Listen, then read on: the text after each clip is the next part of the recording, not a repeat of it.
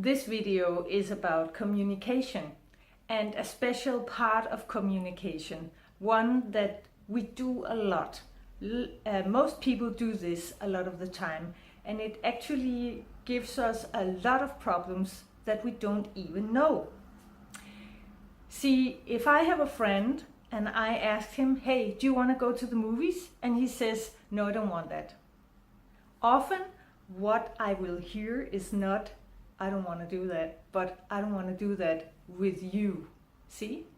Interpreting what other people say in a negative manner. Yeah? I know what he meant. No, you don't know what he meant. You don't know what he meant unless you ask him. Is it because you don't want to go to the movie with me? Or is there some other reason? And this takes courage. It takes courage from you to actually be vulnerable and reveal yourself to the other and say, I'm not sure what you mean. I think maybe you mean that I'm not good enough, and I would like to clarify that. What if they say yes? What if they say, yeah, I don't want to go to the movies with you? Well, is that person supposed to be a part of your life? Are you going to have a person in your life that actually tells you they don't want to be with you?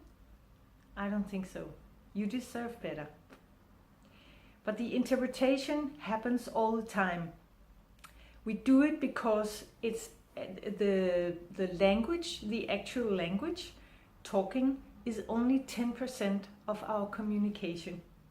The rest is body language and mimicking, or what's it called? Facial expressions. That's 90% of our communication. And that means if I stand in front of a person and I, for example, I say, I love you. And the other person stands like this and says, I love you too. They probably could be thinking about all sorts of other things. They could be preoccupied with work. They could be anything, but they want to reply. So they say, I love you anyway. But we have a tendency to interpret the body language and the facial expressions instead of hearing the words. So that means if I experience a situation like I just described, I will have a tendency to interpret that he says he loves me, but he really don't. He doesn't love me because his body language says so. And his facial expression is not loving towards me, so I don't believe him. So this is where your brain takes over and the reptile part of the brain, and you get scared and you start thinking, oh my God, maybe he doesn't love me. Maybe he is planning to leave me. Maybe he has someone else on the side. Maybe he is planning to get a divorce or move out. We start to fantasize about what it means instead of actually asking. And this is where I want to teach you something that, as I said, it takes courage. You have to be brave because you have to ask instead.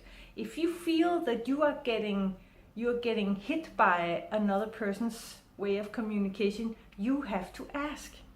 If you experience a situation like the one I just described, where someone says, yeah, I love you too, please tell them, excuse me, your body language makes me insecure, and I'm not sure that I believe that you actually love me. Would you help me with this? Would you help me to get the feeling? And they will say, oh, sorry, I was just thinking about work. I was totally preoccupied with something else. Of course, I love you. So when you actually put your insecurities into words instead of just interpreting what other people signal to you, what they send to you, what their body and facial expressions gives you of a message. If you start to say out loud that you actually need them to interpret the communication they're giving you, you are showing them a part of you who is very brave and very honest. And they have an opportunity to actually go into a much more intimate dialogue with you, because you are showing yourself, you are making it legal and valid for them to also show themselves. So they can say, oh, I'm so sorry, you know, I have this situation at work where I feel actually that I'm not good enough, I might not be doing it right, and I'm thinking about it a lot, and that makes me a little distracted. So that was maybe what you saw when I was like that. It wasn't about you, it was about my work. See, this not only clarifies the situation and it's a practice where you stop interpreting, but it also brings you closer together because it makes you more honest to each other. Yeah? So I would like you today for 10 minutes to try and say something to the other person and then try to interpret it together. Like one of you says, I dream about living in the Mediterranean. And you will say, I interpret that as if it's just a dream and not a real goal. And the other one can say, yeah, that's right. Or no, actually it is a real goal. Try to say something about yourself. Try to say something about what you want to do with your life. And then try to interpret it. And try to be aware of your body language. Try also, if you dare, to say something nice to each other, something intimate, something beautiful to each other, and try to interpret each other's body language, and try not to make the other person feel wrong by saying, you don't look like you mean that, but say, I feel that I become insecure because of your body language.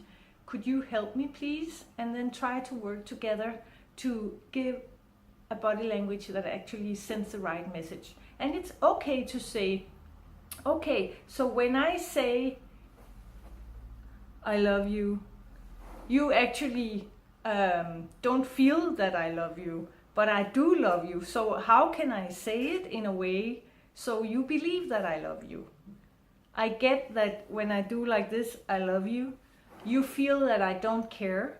So what should my body language be like? I can't promise you that I'll do it forever, but I will promise you that I will try. I will try to make my body language, I'll be more conscious about my body language, so I'll actually reflect the words that come out of my mouth.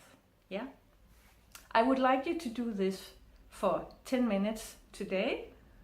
So have fun and may love grow between you.